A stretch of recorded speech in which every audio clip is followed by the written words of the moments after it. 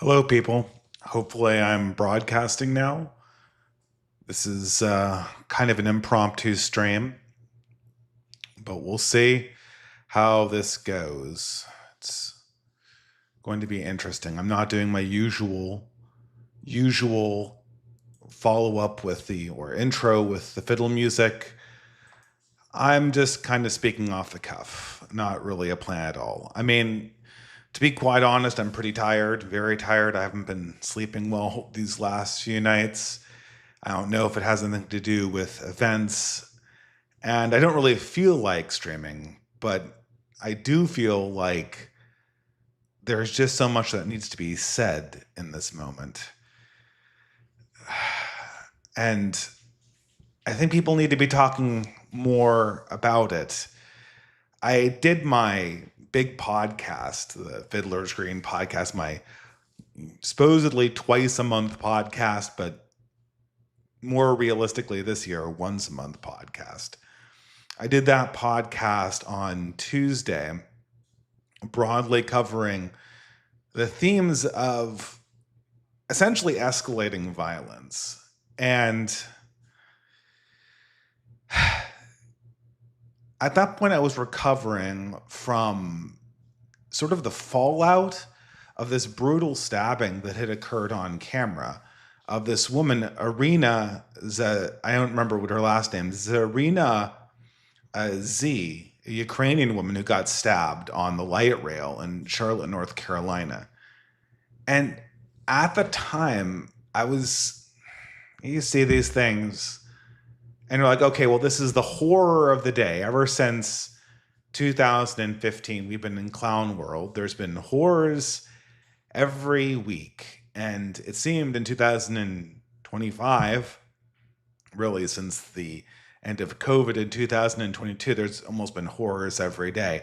But this is a particularly bad one. It seemed to highlight every single thing that was wrong in our entire political system. You know, this woman comes from Ukraine seeking safety in the United States because it's unsafe to be a civilian in a war-torn hellscape, you know, even though it's not a war that targets civilians directly. You know, you still have, was it like 10 civilian deaths per 10,000 people in the Ukrainian population? They move her to Charlotte, North Carolina, which has a higher civilian death rate from crime than Ukraine has from the war. And then she's just brutally stabbed for no reason and is kind of greeted with this in the last seconds of her life, greeted with this like weird kind of apathetic indifference from the people on the light rail that's just really incomprehensible. I don't want to diminish the two good Samaritans that came in 2 minutes later to try to offer medical aid unsuccessfully. But just the image of the woman just being a victim of this random act of violence and then having to deal with just this absolute demonic hatred combined with this just inhuman dissociative apathy is insane. And, you know, of course, look, I mean, we live in a multicultural society. Like race, you can't tell the story of arena without telling the story of race, right? And you know, if anybody else, it's not. It's well known that people of different races don't react to each other's plight as quickly as you might hope, and different cultures have different reactions to this as well. And so, obviously, these people who grew up in these communities, their instinct is to move away from the conflict, especially if it involves a white person or a person that's not of their particular ethnicity, African American, right? That's their instinct, is to just clear out when that happens, which is, of course, the exact opposite of what you'd expect in a more high trust European society. But of course, we can't talk about that. We can't comprehend that there might be different behaviors in different groups.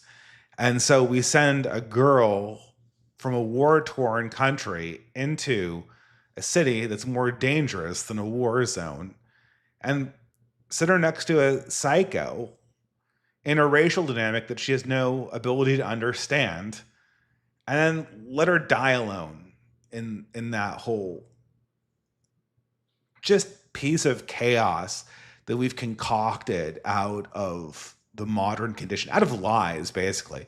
Nothing in Charlotte, North Carolina needs to be like it is. We've designed Charlotte, North Carolina the way that it is to match our modern political persuasions. We've tolerated this. This has been something that we've tolerated for my entire life to varying degrees. And to the extent that we haven't tolerated, people have been shamed. People have been, I mean, this is another good question, right? So, given all of the, given all of the people, given all of the people, all of the civilians who have left Ukraine in the wake of Putin's onslaught, according to the media, in the wake of Putin's onslaught, all the people who have left Ukraine, and people tell me that's an ethnic cleansing. But then you're thinking, like, okay, Chicago, Charlotte, Baltimore, parts of New York City. The list goes on. St. Louis. I was just looking at Meet Me in St. Louis the other day. I was looking at Gone with the Wind the day before. Gone with the Wind doesn't take place in Charlotte, but I think there might be a few scenes there. Mostly it's Charleston or Georgia, but one of those places. It's a European city. Well, if you're ethnically cleansing the Ukrainian population because of the danger you're exposing them to via casualties in the war, that's essentially the story of how all of these cities were ethnically cleansed of their European populations. They were exposed to a level of violence that is unacceptable to raise families or to live in, and highly unpleasant, even if it doesn't result in your immediate death. And again, like, it doesn't even involve a conversation with race, because since the 90s, progressives have had on the table hard, somewhat militaristic, somewhat incarcerationist tools to deal with the high crime rates that have been very, very effective. Institutionalization, high discretional policing, broken windows policing. All of these things work. All of these things mitigate the problem that ethnically cleanse these urban areas of the European populations. Now, it's not going to bring the cultures of these areas back, but I've been lobbying for these policies to be used in these cities for 20 years, and nobody listens. Nobody listens because we're in some kind of like weird pseudo reality. We're in this bubble of ideology and of ignorance. And it's kind of, the question is ultimately like, what are we doing here? I'm here just getting my thoughts straight on what's happened. Obviously, I'm not here to talk about Arena Z from Charlotte, North Carolina, but what happened immediately after, or the day after I finished my podcast on Tuesday night. But the question of this blog, of this YouTube channel, and it's changed over the years. It's just kind of like, what are we doing? I mean, look, I mean, I do really appreciate the fact that I'm reaching out to everybody and people enjoy my content. The reason why I started the YouTube channel, I had a blog in 2014, and then it turned gradually into a YouTube channel based on really like one central premise, that discourse meant something, that discourse could accomplish things. And in some sense, it has been a little successful. It's been a little successful in that talking to people from the center right or from centrist crowds, There has been a genuine exchange of ideas and of mutual respect. But on the broader political fault lines, I might as well just be doing like a YouTube reacts channel. Like I come from a progressive community. All my friends from high school are progressives. Most of them went to Berkeley. I spent half my time when I was in college hanging out in Berkeley with them. But we can't talk about any of these things. We can't talk about the reality going on around us. We have to talk about something else. We have to talk about movies before movies got political. We have to talk about music before music got political. And then like the last thing I had was kind of like board games, and then even those got political. So now people just have like dinner parties. And then hopefully people bring out some board game that was invented before 2014 so that we can have some entertainment that doesn't have a political subtext to it that would be highly uncomfortable. Not that they even really know about my power level. It's just because it's so absolutely uncomfortable to constantly have to nod along with this whole signaling game, this sort of religious ritual of politics that progressives are using as a surrogate for meaning, obviously. And that's what we had to do. We had to do with like somebody else's dying religion is now our society's primary problem. Like your religion is an absolute crock of lies. Like your belief in historical progress has been shown to be false. Your faith in technology is bullshit. Your assertions of tactical progressive nihilism are obviously self-serving and one-sided, like all nihilism is. It's just a form of egoism, and your attempt to sell it with altruism is the most disgusting thing imaginable. Yeah, I have to kind of play through this ritual. I have to kind of like play through this dead religion ritual. This religion, the last time somebody believed in this religion in a non-cynical way, I'm convinced was sometime in the late 70s, early 80s. That's the last time somebody believed in progressivism. Nobody believes, and they believe in it. They believe in it in kind of like, I don't know how to say this without being very derogatory, but they believe it in kind of this very female way. Like, let's all agree that we're going to believe in this common illusion, and it's going to be the illusion of manners. Like this is our beautiful lie that we all believe in. It's like the home math hand holding circle thing, right? Like that's what the religion is like these days. That's what progressive politics is like these days. We have to participate in this lie. This is what the reality is, because we can't actually acknowledge what's going on around us. And the point of this channel, I guess the ambition was that if I could have conversations with people that went on in a certain honest mode, this would eventually reveal a way to kind of bring America back together. That sounds horribly corny, though, doesn't it? But then we kind of realized sometime in the first Trump administration, certainly by the end of COVID, that the concept that we had of America was just absolutely dead. And then kind of discourse died. I give people one credit, like the streamers, like Destiny and Vosh really killed it.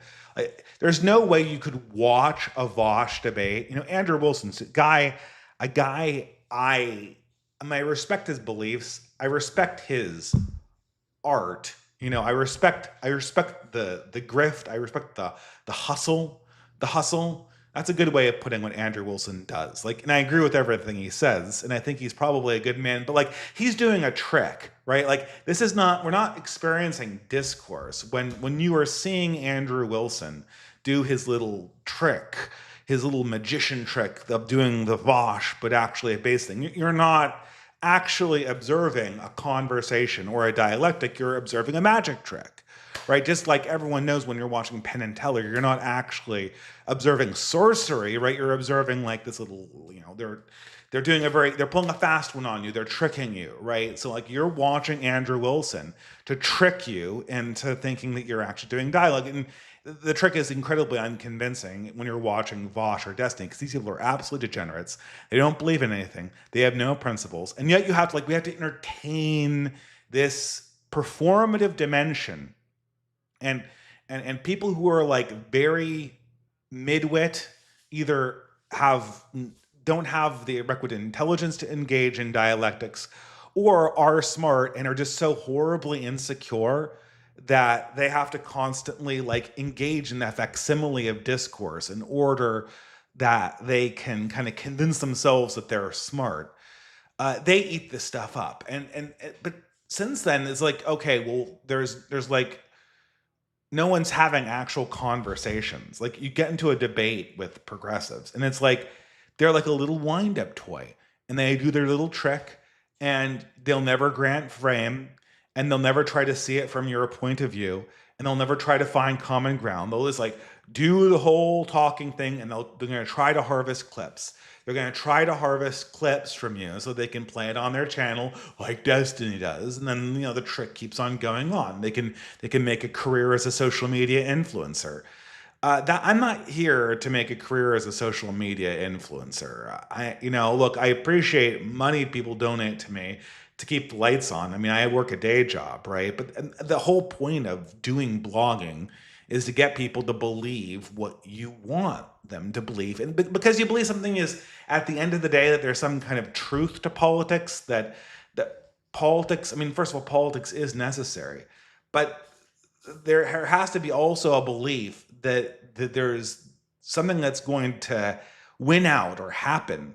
That's the engagement with it is going to reveal something that is just beyond our subjective experiences, that we're actually going to make progress in this endeavor. Uh, and it's kind of obvious that, at least macrocosmically, this is not going on. And it's because everything's kind of become this very hollow performance, and this kind of like really fake way of perceiving the world. A good example, and this is again to the subject of the conversation, Charlie Kirk. Like, I don't think I even really paid attention to Charlie Kirk. The first time I paid attention to Charlie Kirk was this kind of like Nick Fuentes clip where they all Q&A bomb Charlie Kirk when he's in his neocon phase. This is way back before COVID in 2019. I bet half of the younger people don't even remember this. But a bunch of the old groypers and the old E. Michael Jones crowd, the more right-wing Catholic crowd, kind of trolled Charlie Kirk by lining up all simultaneously and asking very leading questions that led to this absolute coup, and kind of put Nick Fuentes on the map in a big way. Even though he wasn't there, I'm not even so sure how Nick Fuentes got credit for this. I mean, I even know the people who did the griping. One of them is a guy that works with Rebecca Hargraves on the Backlash. Another one wasn't he part of a Jubilee debate that occurred recently? I thought that was one of the other guys too. But these guys, I don't know any of them who are directly associated with Nick Fuentes, but whatever. This optics coup against Charlie Kirk kind of got co-opted by Nick Fuentes. And my memory of Charlie Kirk is like, oh, that's the neocon guy. That's the Buckleyite guy. And for me, like, Charlie Kirk was just kind of like this doofus, right? Charlie Kirk is a big doofus. I know more than he does. He obviously has not thought about this as much as I have. He's probably shilling for some of these people, places like National Review, who are just recycling boomer talking points. They're totally unsuited. And that stereotype of Charlie Kirk kind of like stayed in my mind. And I knew that Charlie Kirk was getting more base because people told me about this. And there was an evolution of various conservative pundits after COVID, where they slowly got more on board with the right-wing talking points, or the right-wing not talking points, the observations about the world that the right wing pointed to in a way that could not be ignored.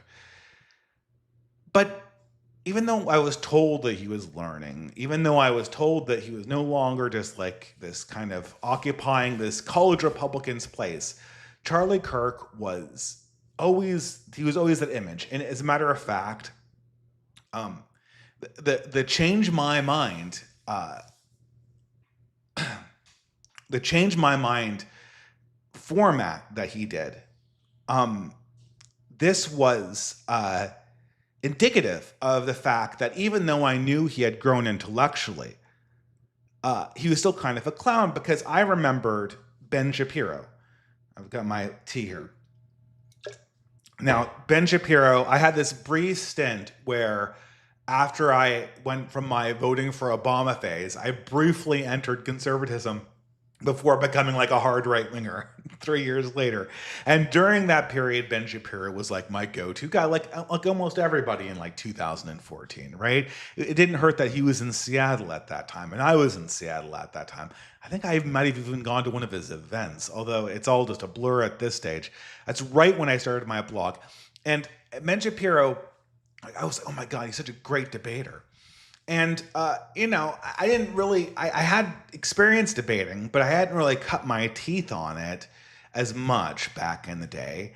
And, and basically, Ben Shapiro just had a good frame game. Like, back in the day, no one had very good frame games because people hadn't had hours and hours and hours of practicing this on streams. Like, once you do streams, you get the idea of how quick frame game's supposed to work, and then, you kind of catch on. But, one of the things that, obviously there's the whole dimension of Ben Shapiro, his career, where I just think he's ideologically wrong, like on certain questions of identitarianism, or on certain questions of religion, on certain questions of how you manage government in a liberal or illiberal way. He's just ideologically wrong on those questions. And I kind of parted from him and moved towards the ideas of people like Curtis Yarvin and stuff like that, and Joseph de Maistre. I don't want to list the reactionary reading list. I talk about it all the time, and you can get a reading list anywhere. But that they were ultimately right, and they were all Ben Shapiro's ultimately wrong on the fundamental questions of fact or anthropological fact. But what really kind of made me a little disgusted about Ben Shapiro is that he insisted on doing this thing where he went to college campuses and he debated college students. Now, I really hated this when Ben did it for several reasons. First of all, I know how frame games work, right? The Jubilee debate where they have everyone sitting around you and they've got one central guy. It's like, can 200 atheists defeat one Christian? Can 200 or 150 liberals defeat one conservative? And then they do back and forth, right? And just think about that. Other than Jordan Peterson, who epically fucked up his Jubilee debate, how many times do you see people talking about how the guys on the outside won versus the guys on the inside? Usually the guy on the inside, usually the one person defeats the 50 people surrounding him.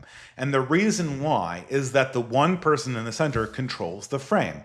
They control what they're talking about topically. They control the phrasing of the question. They control how the flow of the conversation goes. And they also have an established pattern.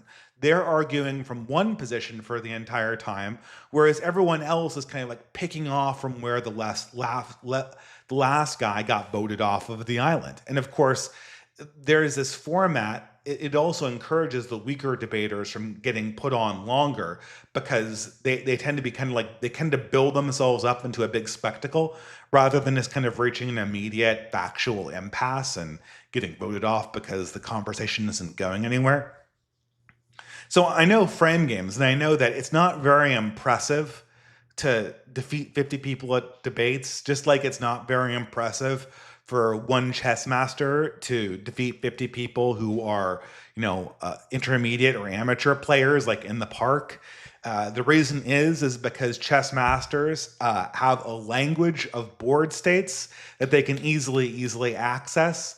And they know many more board states than the people they're playing against, so they can obviously defeat every one of them. And every time they return to a game, they'll be able to remember it instantly. And so, these are tricks. And so I knew that Ben Shapiro was doing a trick. And I knew his followers were, oh, I mean, he's so cool. He's so good for defeating all of these clueless college students. And I had gone to college, and I know I had been in this situation too, where we were in this debate, this conversation about race in my first year diversity seminar class. And I remember how this worked. The thing is that when you're 19 years old, you think you know anything, but you actually know jack shit. I mean, maybe there's a few exceptions. People think Nick Fuentes was an exception. Maybe. Maybe there are some exceptions. Maybe some 19-year-olds actually do have a good handle on the facts. This tends to be a very rare circumstance. And at the same time, you have an overinflated idea of your own abilities because you just got out of high school. There is nothing easier to defeat in a debate than somebody who's overconfident and yet understudied, especially on their opponent's side. So what happens? Like, you have the one conservative guy in the class who speaks up, and you've got like a 24, 26-year-old grad student or the professor and the curriculum and the rest of the class. And then they just collectively make mincemeat out of the guy's arguments. It's like Jubilee in reverse.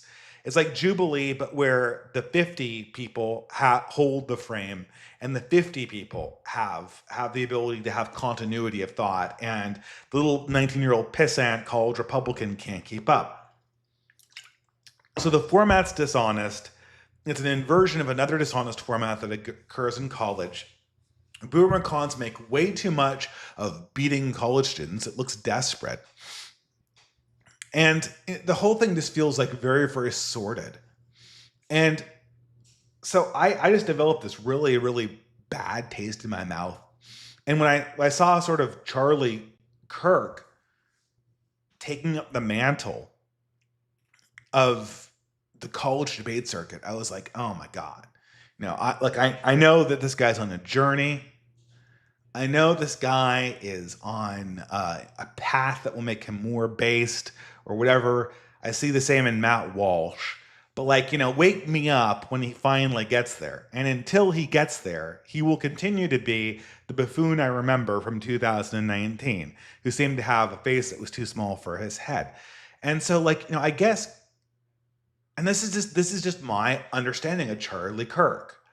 It's just indelibly in my brain. I don't update my model. It's just he's this entertainment product. And okay, fine, fair enough. Do the live stream. Usually it's kind of funny. It's like I'm hungover after these live streams. You do 10 hours of work. Then after 10 hours of work, you eat dinner, whatever, make slides, and then do another 4 hours of live streaming. You tend to be a little bit out of it the next day. You're kind of doing work, answering emails, trying to write code, sitting through meetings, kind of half in out of consciousness. And then, you get a cup of coffee from the kitchen, and the wife says, oh my God, Charlie Kirk's been shot. And my immediate reaction, and I feel terrible for this now, my immediate reaction is to crack a joke. And it's funny because I had just come from a podcast where I was talking about the deep humanness of these violent eruptions that are happening in our society. And it's like you get to the moment where, Charlie Kirk got shot. Charlie Kirk, he's that guy from he's like a South Park character, right? He's a Charlie Kirk is you could have told me Eric Cartman got shot at that moment, and I'm like, oh, it's a joke, right? And and it's fine. And then I got really disturbed, and I kind of sober up a few seconds later. I go back to my phone. I'm like, oh my God, this is crazy. And I saw the video everyone saw. It's just absolutely harrowing the way it just unfolds in the middle of the debate. He's in the middle of giving, his spiel and the Jubilee format with questions from the audience. And the reality didn't dawn on me, I guess. Initially, the news headlines were, they got him to the hospital. The military people were saying you could never survive a gunshot like this. But then there was another set of people who were medical professionals and said, "Oh no, like modern trauma surgeons are just like miracle workers. If they can prevent the blood loss, he's got a chance of living if he gets to the operating table." And of course, this guy is surrounded, Charlie Kirk's security detail is surrounded by like ex-soldiers, people with paramedic experience. If ever there was a moment that you could get shot, not at a hospital, this would be it. We were talking about Arena previously from the Charlotte, North Carolina stabbing. I mean, like, it was a minute and a half, 2 minutes before anyone came over and tried soaking up the blood. And she had already passed out and was on the floor at that stage. And people were talking about how if proper pressure had been applied, she probably would have survived. Now, her injury was not nearly as bad as Charlie's in that moment. And so, but immediately it seemed like, well, maybe this is going to be something like the Trump assassination. Maybe this is going to be just like, it's going to be one of those things that kind of goes and becomes part of a larger political narrative about how things are disintegrating in American society. And sure, that's the narrative I'm going with. It's still kind of increasingly alarming. Then Charlie Kirk is pronounced dead, which is, I guess, not surprising. I'm not surprised to hear that. But that's the line that gets me. It's like, Charlie Kirk, dead, 31 years old. 31 years old.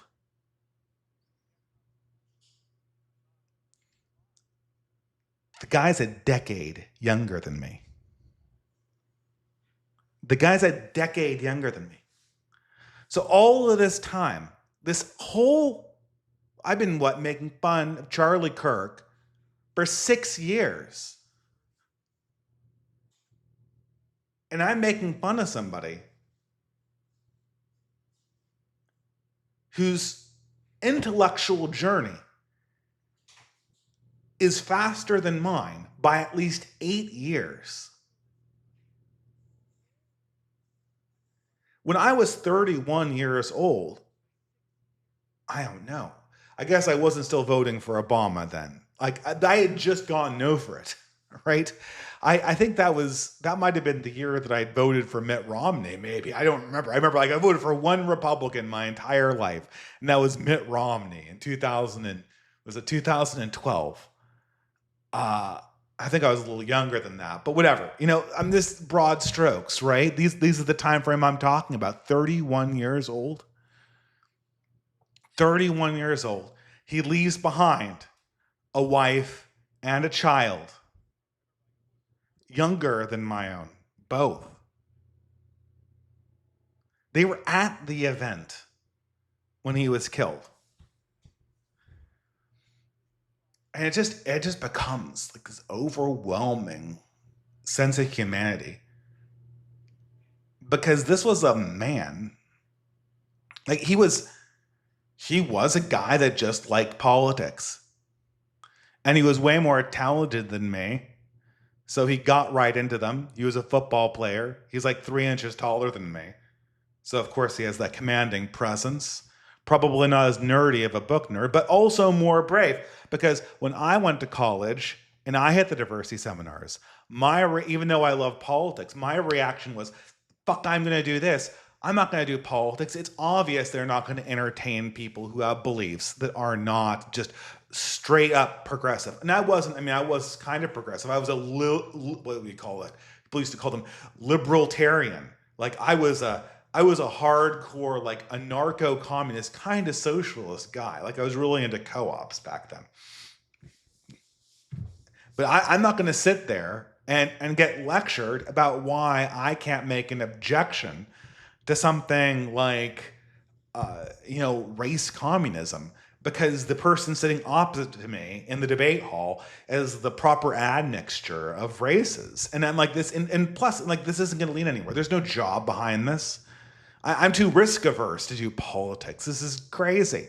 And so I go and do engineering instead. Charlie doesn't do that. And he doesn't do that 10 years after me when it's a lot worse. YOLO, I'm going into politics on the wrong side of the war because that's what I believe. He's a real person who did that. And I don't really want to talk about Charlie Kirk's career in politics. Like, that's not particularly relevant. I mean, it's almost like the least interesting thing about any of this, right? I mean, Charlie Kirk, football player, scholar, academic, joins the wrong side of the culture war, develops the most successful, or one of the more successful, normie conservative youth movements there is, not without a lot of help from the establishment. We won't get into the turf wars over that. But still, a person who did all of that and married, quite young, a literal beauty queen, if my notes serve me correctly, and had 2 wonderful children at a relatively young age. Relatively young age for a blue stater, and we both come from blue states. Charlie Kirk from Chicago, which is, not a nice town these days. It's a Charlotte, North Carolina. It's the same story. Obviously, it's a nicer suburb. Like, I know I've been there many times. I know how everyone knows how America works. Even Europeans know how America works at this stage. The cities are donuts, right? They're donuts. But the relevant thing is, like, this guy was passionately following a path on life that was leading towards greatness. And then you're like, okay, well, what am I going back? Why do I always kind of look down on Charlie Kirk as a reactionary, other than the fact that he hadn't read all the esoteric books that I liked, or didn't think on a long enough time frame the way that I like to sometimes here? And it's like, well, okay, he was doing these cringe convince me of things. And, just to demonstrate, like, everyone knows that these college debate things are cringe. Even the creators of South Park, the creators of South Park, the creators of South Park have not had anything interesting to say, or not any funny joke that they could make since 2013. Since the Great Awakening, they have had absolutely nothing to say. Their politics have been completely irrelevant. And their jokes about Elon and Trump are cringe. They clang. They're totally unsuited for this time. And they are obvious. As soon as South Park kind of like got on board with the mainstream COVID narrative, that's kind of, I mean, it was before that. What really killed them was PC Principle, but I'm not going to get into that. And they mock Charlie Kirk's like, oh, I'm going to debate college students. Like, okay, great. And I made fun of that. Like, okay, that's the one joke that you have about Charlie Kirk that I share in. Then you kind of like, you sober up in a moment and you go like, well, okay, like,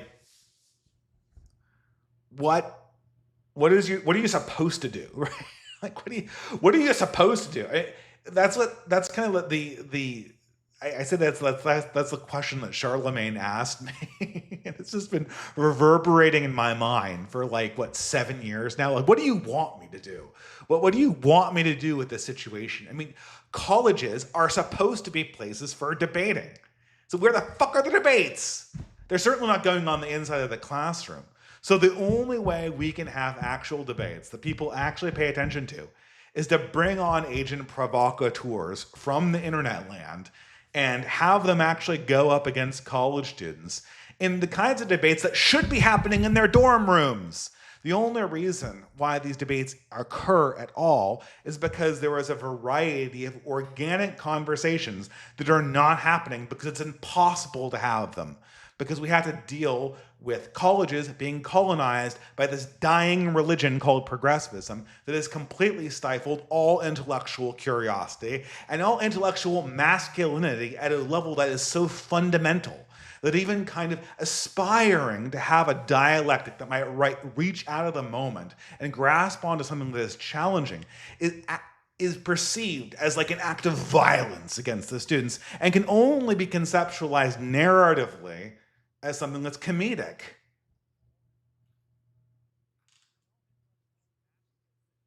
You're supposed to do.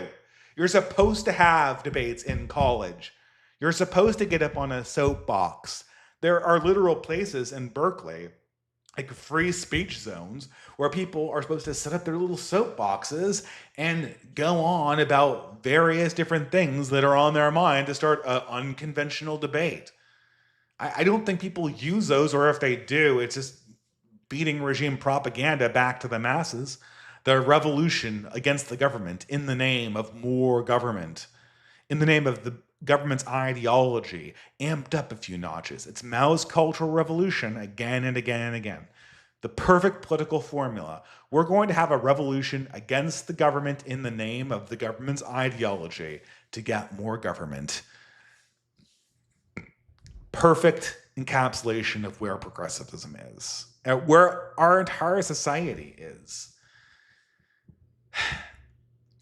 Charlie Kirk's been dead. It's like 30 hours, 36 hours. We still don't have a suspect in custody. I don't think people kind of realize the magnitude of this problem. I mean, I think, the problem here is that, what did Stalin say? This is totally an apocryphal quote, but it captures something critical about progressivism and about 20th century totalitarian societies that is essential. So we'll accept the apocryphal quote. The apocryphal quote is, 1 million deaths is a statistic, 1 death is a tragedy, right? And for the longest time, we had inner city violence was a statistic, and not even a statistic we could process properly, because it was constantly being injected into this propagandistic narrative that camouflaged what was actually going on with violence in this country, who was committing it, who it was being committed against, its overall effect on the racial dynamics of the United States. This was the constant force of how we talked about violent crime in America. Absolutely no honesty. But there's no emotional resonance. People had more emotional resonance in 1990, what was 1992? 92, I think, to Rodney King than they had to the most elevated level of crime rates that we have had since the 1920s in the inner cities. The mid-90s were the peak of that. Peak crime.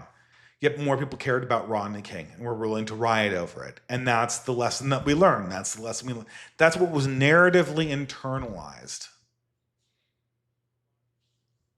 Then we get to see the reality of it. We get to see the reality of it in Arena Z. And it looks different, doesn't it? It looks different. And that is what crime actually is. Crime is the destruction of humanity in real time. Crime is, I know Yarvin didn't say this, but this is something that reactionaries have said for a while. Almost all of the way that we talk about crime in the modern world, almost all of the ways that the bullshit Amnesty International way about talking about crime, the bullshit American Civil Liberties Union way of talking about crime, the bullshit lawyer way of talking about crime, it's all about the rights of the criminal, the rights of the accused. But they forgot the more critical presumption of the entire system of dealing with crime. Before we even talk about the rights of the perpetrator inside a criminal justice system, we have to start with the fact that crime is a human rights violation. It is the robbing of life and land and liberty of the victim. And the crime and not only that, and most importantly, crime creates in the mind of the people who observe it and in the mind of society a bubble of sovereignty that opposes the state. Inside the moment of crime, the concept of order is devoured by chaos and devoured by hatred. Chaos wins for a moment. It is a strike against the law itself. These are all pre-modern concepts, and we can only relate to them in terms of pop culture. But like Ra's al Ghul from Batman Begins, like the criminal is committing an act against society itself in the fear that he wields against his victim. So it's an act of terrorism, when unenforced, crime is an act of terrorism because the crime is directed at all of us, at the order that we all benefit from. All of the things that we're not experiencing when it comes to pure anarchy, crime is an assault against that. And when that happens, all of our human rights are violated. Now, I think right-based language is itself kind of a little bit questionable, but if we're going to speak in the language of rights, we have to start with the idea that crime is a human rights violation. And in a moment where Irina was huddling over her murderer, cowering in fear, clutching the wound that would kill her, while everyone else looked off into the distance, in that moment, all law and order had been abolished, and the demonic hatred of chaos had been foisted to crush something that was beautiful. And in that moment, everything that was beautiful was destroyed unless it can be restored. That is what crime is about. And before we talk about the proper way of guarding the overextension of law to the point where it can be destructive to the sacred humanity of the perpetrator, we have to talk about the destructive reality of crime itself, fundamentally. And people are saying 40K politics is real politics. 40K is just, I'm not saying anything new here. Like Ra's al Ghul, 40K, all they're doing is taking things that people like Aristotle have said, that classic jurists have said, and they're repackaging them and they're making them come out of the mouths of crazy people because we can't hear common sense. We can't hear common realities unless it comes out of the mouth of the Joker, unless Ra's al Ghul says it, unless Abaddon the Despoiler says it. We can't process it, right? We have to only hear these things in an entertainment context because that's the only way that they're safe for the actual system that rules over us. We've completely inverted the reality of this. Everyone was affected by Irina Z's death because in the moment where she shrank away from her killer in abject terror, every man alive here saw their daughter, their niece, their mother, their wives.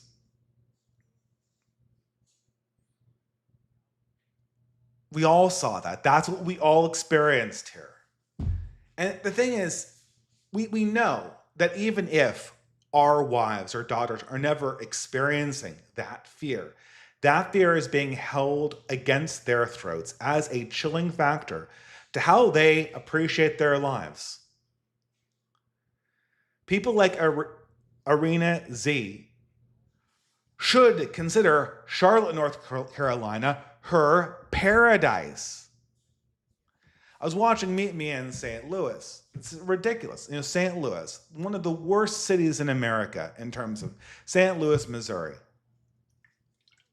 St. Louis, Missouri, named after the great kinged warrior saint himself. A big statue in downtown square that was almost torn down by the hooligans who didn't even know who it was. And their crime is out of control. It's always been out of control. It's always been out of control. I mean, it's not always been out of control. It's always been out of control since the city ethnically cleansed its white population from its urban areas. Watch the musical Meet Me in St. Louis. It's a musical with who's the actress of the Dorothy and the Wizard of Oz. I'm totally blanking on it. It's I'm forgetting. It's it'll come to me. It has the most famous number. Most famous number is the trolley song, right? And so it's the St. Louis World Fair. These women in 1910 in the middle of St. Louis. And the trolley for them is a chance to like show off Judy Garland. That is, it's a Judy Garland movie. And of course, like everyone knows, like Judy Garland is she's a very cute girl. That's her job, is to look cute, right? She's like 21 years old and you get to play like a 10-year-old girl, right? How many actresses could play like a 10-year-old girl at age 22? That's Judy Garland for you. And here she's a little bit older in 1946, playing a young woman riding on the trolley. The trolley song is all about how she met this striking young gentleman who she hopes is going to propose marriage to her, and she's just looking her best. Like her hair is up, she's wearing her best suit, and now it's all about kind of like dropping the handkerchief so she can have her heart stolen on the trolley. And everyone on the trolley is like dressed to travel, because people back in the day when they went into town, they put on their best clothes. It was like going to church. It's like, oh, we're going to go. These people aren't from St. Louis. They're coming in. I mean, do anyone live? I mean, first of all, it's a musical, obviously. It's like a Roger and Hammerstein musical. So people are dressed up anyway, right? But the people used to do this. It's based on a truth, right? The truth is that when the country bumpkins came into town for the weekend or for business, they were always dressed to the nines in their Sunday best, trying to look like civilized people, because the city is where civilization occurred. And people dismiss cities right now after COVID, but cities are where power is, because that is where people are close enough to form permanent bonds, and through permanent bonds flows power. And people were doing like deference to this American civil life by coming to the cities dressed their best.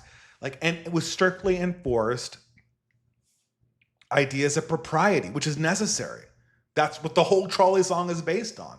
It makes no sense out of that outside of that context. The idea of going into town, that is robbed from this generation of people by the fact that we've decided to turn the interior of all American cities into dangerous, drug-strewn, crime-ridden dumps. We've ethnically cleansed these cities of their native European populations by giving them a crime rate that is greater than the current civilian death toll of Ukraine. Furthermore,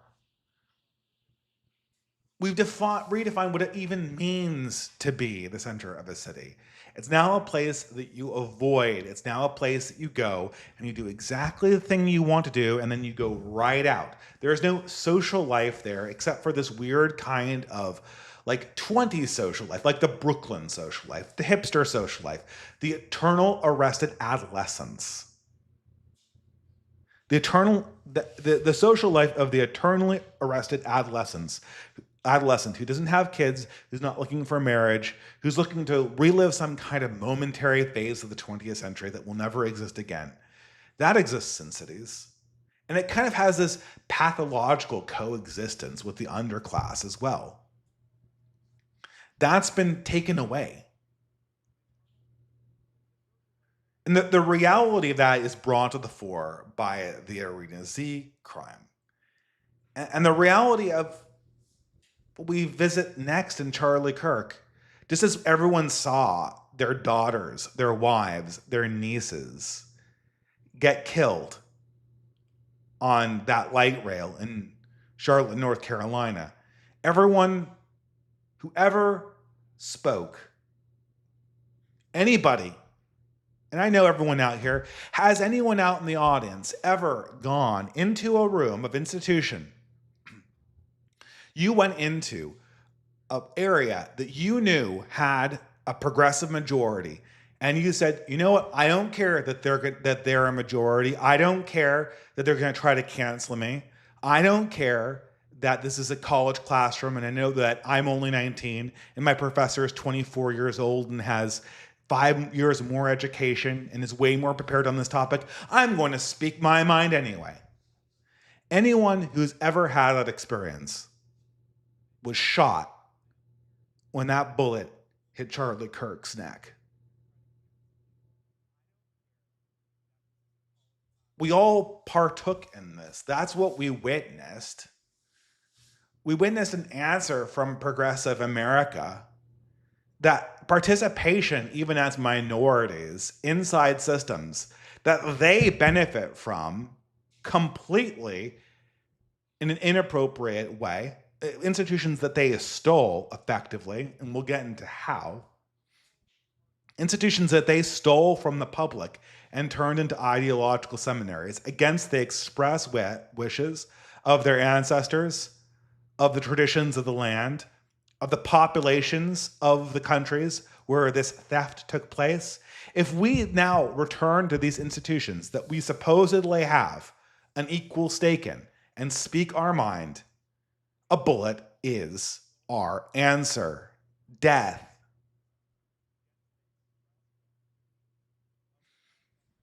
Everyone's saying that progressives don't understand what just happened. They don't understand what just happened. I don't think I even understand what happened exactly.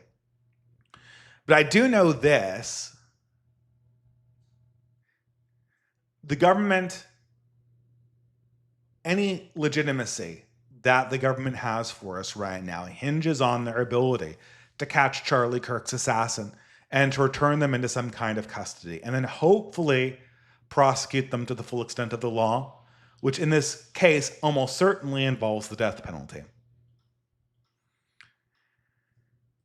What has occurred in the assassination of Charlie Kirk is nothing less than a strike against the regime itself, a strike against order itself.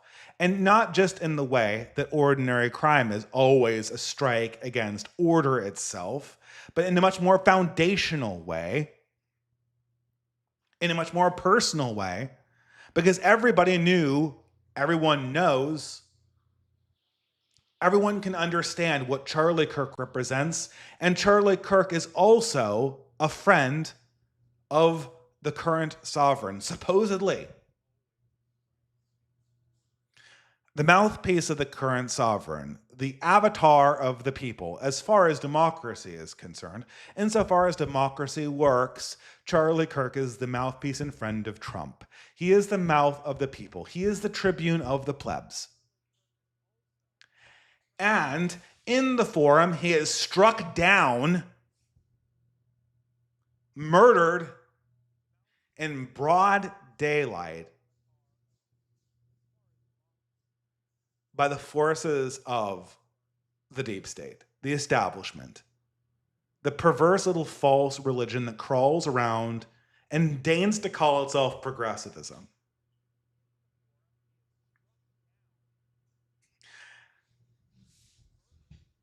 This is a demonstration about the state of our republic. It is in the hands, to borrow a phrase from pop culture again, Rome, it is in the hands of madmen to the extent that it even is a republic.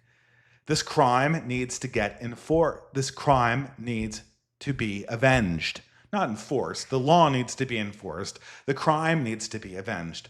This is absolute terrorism, and as long as that suspect is not in custody, the terror will be ongoing. Now, I don't know who it is. Maybe it's a false flag.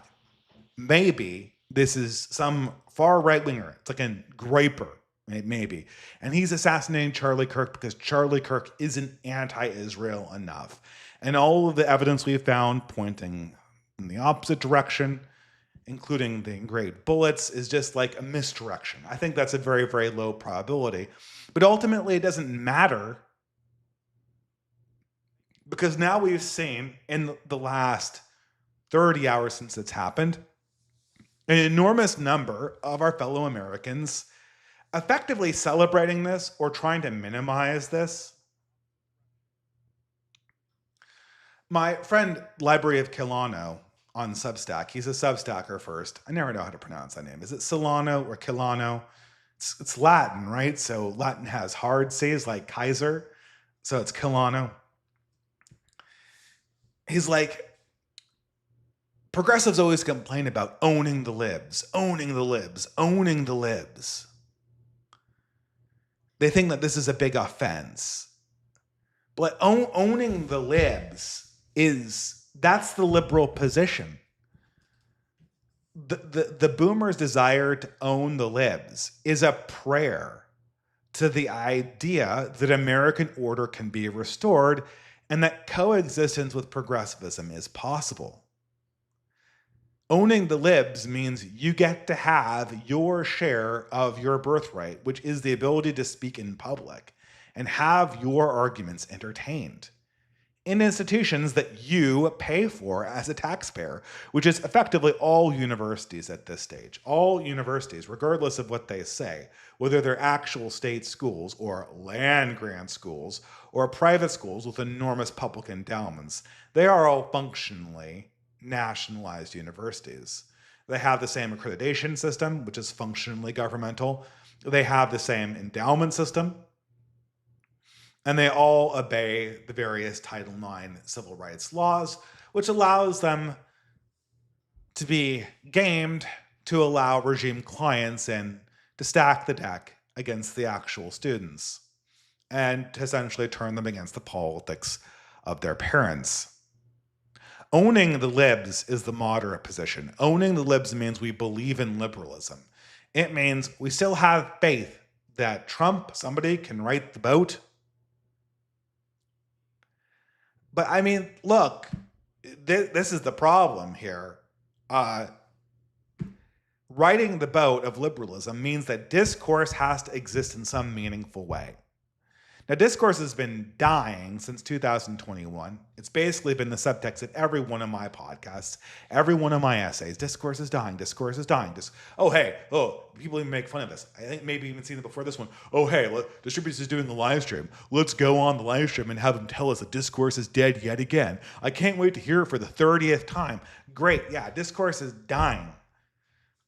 But if Mr. Discourse himself, the guy who goes into the lion's den, is shot dead and half the country does not care, discourse is dead. It is bleeding out. And every second that this cannot be rectified, it will the idea that we can somehow patch up America is also bleeding out as we speak. Progressives do not understand this. Unless there is a rectification, the suspect has to be caught. The suspect has to be tried. The entire cell around this assassination has to be prosecuted. I don't care if it's a griper, even though that's a very, very low probability. I don't care if it's a neo-Nazi. This has to be rectified. And there also has to be a coming to terms of the fact that the left is cheering this on. And in no small part, there's a t-shirt circling around with Charlie Kirk's face on it and a bullet going through his neck.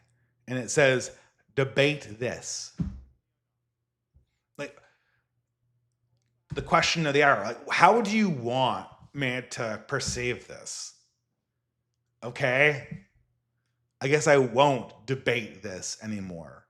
Why should I go onto a college campus anymore?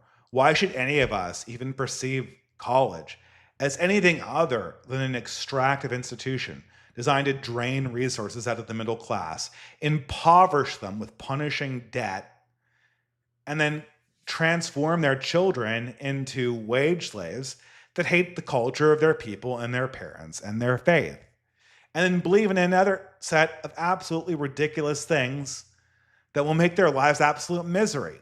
That's the institution you created, and you don't even get to debate on it.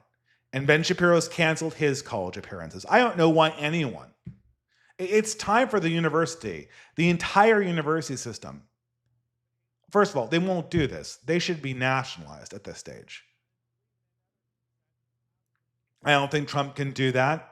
I don't think he has the power to do it. I don't think he's aware what needs to be done. The entire university system needs to get restructured and reformed. There's no discourse on them anymore. There's no actual education on them anymore. Half the students are turning in AI-generated papers. They're just ideological training grounds for lunatics. I don't think that can be done. And obviously, I don't think that can be done, which is why I'm so cynical on our ability to restore liberalism in any way, shape, or form that it existed in the 20th century. But to the extent that even a modicum of legitimacy can be garnered for the boomer vision of having a consolidated country, the killers of Charlie Kirk have to be apprehended. And every hour, every second that they're at large, the legitimacy of the government is bleeding out. Just like Arena Z was bleeding out on that subway system. Every hour that goes by that those people are not in police custody is an hour where people understand that you can strike at the foundation of this country with virtual impunity and then maybe get away with it. Maybe, sometimes, the cooperation of a significant amount of the progressive half of this country is enough so that you can wantonly murder an honest man for trying to do things that you said he could do, that you said he should be able to do in an institution that he pays for. And ask you honest questions. I'm a discourse guy. What's the next conversation with the left is supposed to be at this stage? Like, what is it supposed to be with the left at this stage? We're a democracy. Who cares? Who cares if we're a democracy if half the country is essentially using violence to suppress the other half's ability to communicate? The legitimacy of this country, this particular government, requires that we have an answer to this crime. And it's out of our hands. It's out of our hands. I don't want to speculate on this killer, obviously. I think the probability that it's a false flag attack is very, very low. So it's most likely a progressive, someone in the mode of Luigi, what's his face, from the healthcare shooting. It follows all the same trappings. The only remaining question is, how long does it take to catch him? And was this a cell or was this a lone gunman? And all signs point to this being highly, highly prepared. And I really pray that it doesn't take long to catch this guy, because I don't know what kind of country we live in if this guy gets to go on the run for months and develops mythology around himself in Antifa circles.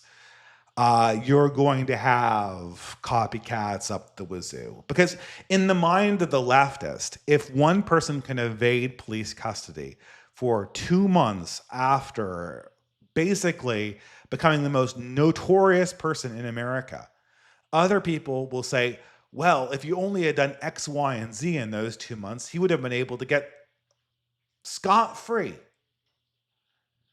And there will be more support next time because he paved the way.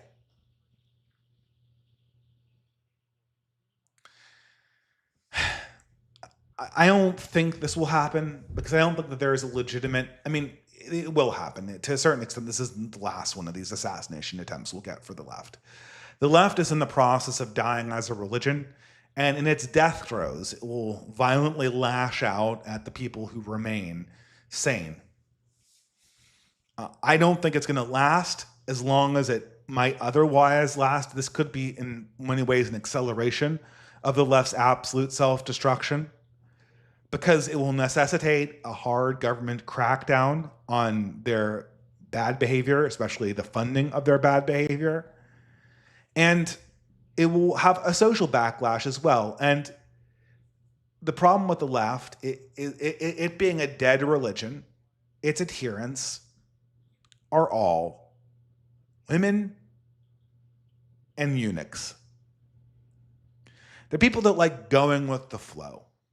And I don't want to put down women, but breaking out of a mode or disagreeing with a beautiful lie is unfortunately not one of the fairer sex's strong suits. So dead gods always find their last refuge in the various Jezebels of the world. The people who are ready to believe one more beautiful lie for the promises of untold, unrealized things that could not possibly be. But once the process goes, once it stops becoming fun to be a progressive, once it stops leading to good social outcomes, that female support, that effeminate support, could evaporate instantly. Could evaporate not instantly, but could evaporate very, very, very quickly. You will never defeat leftism overall, because it is an eternal force of society. But 20th century leftism could go very quickly if the right steps were taken and if the right pressure was placed. I don't know if Trump is capable of doing that. But even if he does do that, the whole left, we do not have a resurgent Christianity in this country. Christianity is on its knees. In the last 2 years, in the last 100 years, Christianity has absolutely gone from being the dominant religious persuasion of the West to being a minority faith in its own countries. Such that there's a slight increase among young people that we've observed in the last 2 years. It's called a revival. That doesn't even measure on the charts. I mean, it's encouraging that it's happening. It's encouraging that the decline has stopped, but it's not a solution. It's not a solution. Because in order to be a religion in the society, the religion has to be embraced by 80, 90% of the people. Or have a very, very strong core of saints. Or have a very, very strong, organized brotherhood of people in a more militaristic sense. And we don't have any of those things. We have the outlines of these things. We have the beginnings of these things. We have the seeds of these things. And when the progressive, and this is what's really keeping progressivism going, when progressivism goes, when the boomers go, which I might repeat myself on that one, that's when the darkness really hits. There was that famous Vox Day quote. He said, "The greatest joke the boomers ever will play on their children is dying. And the greatest joke, the greatest atrocity that progressivism will ever inflict on our societies, it's not the lies about gender, it's not the destruction of our cities, it's not the numerous crimes of communism, or the fact that we have a completely inaccurate and malformed understanding of metaphysics and teleology. The biggest crime of progressivism will be one day it will not be there in any recognizable form. And what will remain will only be nihilism and hunger and hatred and envy. And we're not going to have necessarily the tools to deal with that. This is what's so heartbreaking about the Charlie Kirk thing, is that you're someone who you've just put down every day of your life. Not every day. I'm hardly thinking about Charlie Kirk, but every time you've thought about Charlie Kirk, you put him down. And then you realize in his death that he was this great guy. Maybe a bit behind where you are, but he was also 10 years younger than you were. And he leaves behind a widow and 2 children. And I don't know. I know that the cooler heads on the left, like Cenk Uygur and Anna Kasparian and everybody in the mainstream media, they're all giving their condolences and they're all behaving decently like they have to. But the problem is that the mainstream leftists don't represent anybody anymore. All of the leftists that young people actually do listen to, the Hassan Pikers, the Voshes, are all doubling down on their nonsense. And what are they going to deliver? Are they going to have wives and families? Is there going to be a Hassan Piker vision of the universe that includes actual children, actual hope, actual brotherhood? Or is it just going to be endless political masturbation? And that's what they're selling. Another ticket to nihilism. We have the ultimate irony. I hate always mentioning Garvin, but I always feel like I say something and then he says it. Or I say something and I forget that he said it and I'm quoting him because he's the person that took me away from Ben Shapiro and Charlie Kirk to begin with. But there was always that line, Turning Point USA, Turning Point USA. What turning point? What turning point? We're nowhere near a turning point. That was the reactionary response, right? What do you mean a turning point? A turning point, the college is 99% progressive. You're on campus for one day, and you making a bunch of progressives red because they can't answer basic questions is going to be a turning point in this country? Do you know what kind of tectonic shift would have to occur spiritually for there to be a turning point where things actually got more right wing in this country or in this nation or this civilization? It would require the shattering of the civilization or the beginning of the shattering, and then eventually at some point in the future, a reformulation. I feel that's the greatest irony in the entire world. Because it feels like Charlie Kirk didn't engineer a turning point. He was the turning point, at least consciously speaking. I mean, right now, guys, this is the situation. We have got a Trump administration that is thinking in the right directions, but is radically under-equipped and spiritually unprepared to do what needs to be done in this moment. To the extent that they might not even be able to do the bare minimum and catch this killer in the next week, which I would consider minimal for a successful restoration in this country. Because if they don't catch him within the week, there will be more copycats. Every day that goes by increases the probability of copycats, because that window will create in the minds of the copycat the possibility that they could do it much better, because it will introduce imponderability into the equation.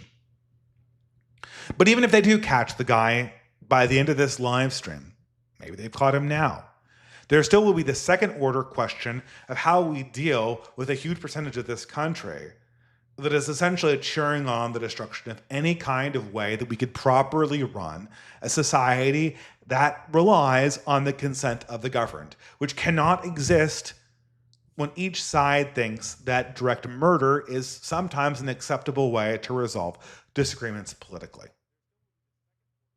There's only one solution to this state of affairs, and that is for one side to essentially end the other side's political ambitions, more or less permanently, and adopt onto them the powers equivalent to what FDR once had, to completely reform the government in their image. And to my mind, this only can be done by a non-democrat, but that's what needs to be done in order for this trip into chaos not to go any further. But all of this is irrelevant because we don't control the government. We don't control the Trump administration. We don't manage these people. People talk about JD Vance. I voted for JD Vance like we have a little controller. He's not our guy. Well, he never was. Whenever you elect somebody, you are electing them, and you have a part of their attention. You have a part of their allegiances, and part of J.D. Vance's allegiances are to the populists, and part of his allegiances are to people like Peter Thiel. And, we can't control that. All we can do is kind of watch and pray and yell, or what some people say, chimp out, which, while very effective for people who have no other outlets, for disempowered plebeians, chipping out is the only thing they can do because it's the only thing that works. But if you're meant to have any wherewithal around you, it's almost the least effective thing you can do. We need to prepare for the new world that we're entering here. We need to start kind of looking for people who are our brothers, who are our comrades in the creation of a new and better world. And while I said comrades, James Lindsay is going to be on me. He's going to be on me like a hawk because I used a communist word. That means the same thing. Charlie Kirk was my ideological enemy, but he was functionally my brother, even though I never met him or talked to him or even attended one of his events. We had the same investment in the future, an investment in the future that apparently people like Vosh and Destiny just don't have or don't care about. People who think they're going to juice quality and money out of the internet and out of financial schemes and then leave a husk of a country behind. Give me all the people who don't want to do that. Give me all the people who actually want to have a future for their children. And I think we can begin something. We have begun many things. People are talking right now about building a statue of Charlie Kirk, Charlie Kirk Memorial, the Charlie Kirk Library. Why not the Charlie Kirk Debating Society, the Charlie Kirk Area for Free Discourse? Totally independent of the universities. Shame them to come to us. Why would I speak at a university ever? At this stage, what's it getting me? Everyone knows it's dead. But something needs to exist in the interim. We need to create our own spaces for discourse, our own spaces for discernment, our own spaces for determining truth. Our own brotherhoods. I mean, everyone knows that I harp on this. We have the Basque Weaving Project, essentially owned by Sildings. I always promote this. You can DM me. I'm really behind on my DMs. I apologize. We have the Old Glory Club, which I've become increasingly involved with. People with a lot of vision about how we can organize something just like this. It's not even an explicitly political organization. It's more important than explicitly political. It's fraternal. Because in order to do politics, brotherhood is a prerequisite. Fraternity, solidarity is a prerequisite. It's a prerequisite virtue. To act politically, to be free. And we've lost all of that. And when the lights go on progressivism and we can no longer define ourselves either in concordance with it or in opposition to it, and we have not done the footwork, then the isolation and atomization that seeps in to that moment of complete nihilism is going to be overpowering.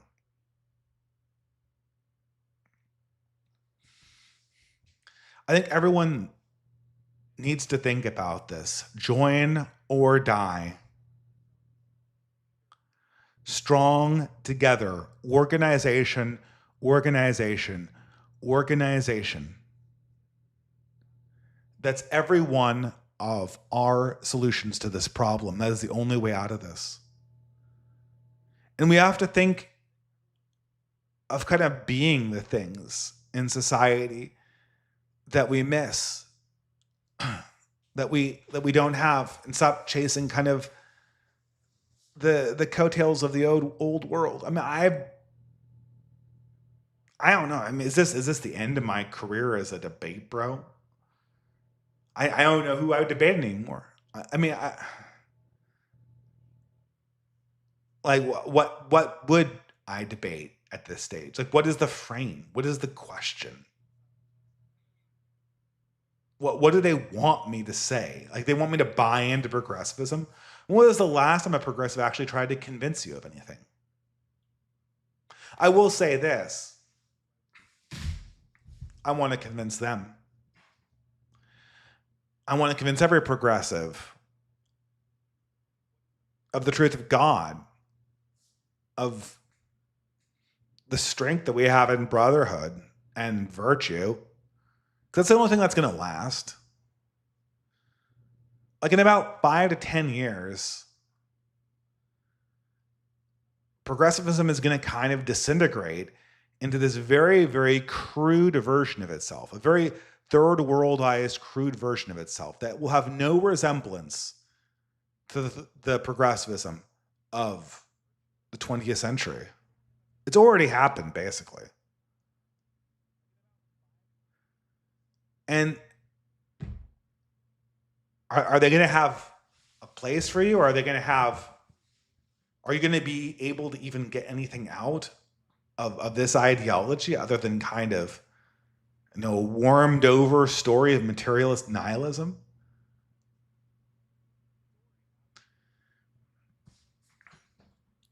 We don't control the levers of power or the amount of force, and we shouldn't try to do that.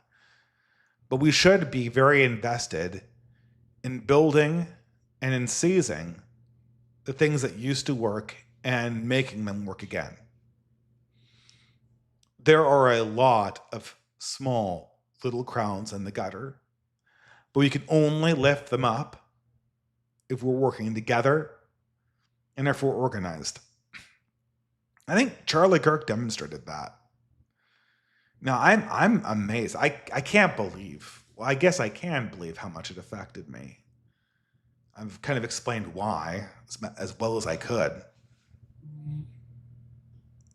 But, when we see how young he was just out of his 20s. And I hadn't figured anything out. People are going to look to follow that. And I wonder what people will kind of show up. I think a lot of progressives are going to see what happened here today, and they're going to reconsider what is right and wrong about their ideology. I think a lot of conservatives are going to wake up about how institutions are arraigned against them and just fundamentally broken, unsalvageably broken. And they're going to be asking a lot of questions. And if we can be the ones who invite them in for a common cause, to share the cup of brotherhood and to talk about a better future, and I think we'll have done as much as is humanly possible to actually bring to life something that's meaningful, even if it doesn't look exactly like things did in the old world. Anyway, guys, that's all I had to say for tonight. I didn't include an entropy link. I'm too tired. I just wanted to get that off my chest and speak to you more about what's happening in the modern world, and kind of take stock of the situation.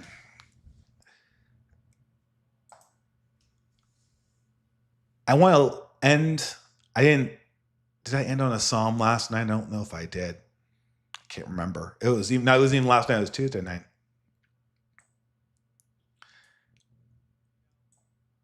One of my favorite psalms of all time.